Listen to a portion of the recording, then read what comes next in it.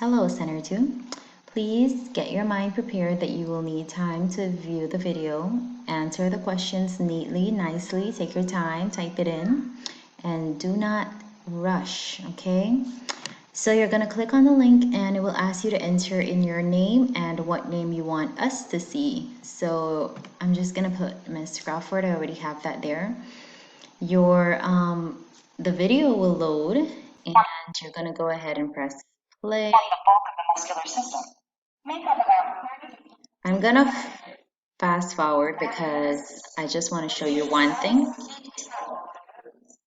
Okay, so when it comes to the little interactive questions that are in the video, if your screen looks like this, where it's just asking you the question below, true or false, skeletal muscles are connected to the somatic nervous system. To answer your question, see, I don't have any options to press true or false. I need to go over here where it says expand, press expand, and then I can enter my answer, press submit, and then I continue watching the video. So I wanted to show you how you can expand it so that you are able to answer the question or to type in your answer.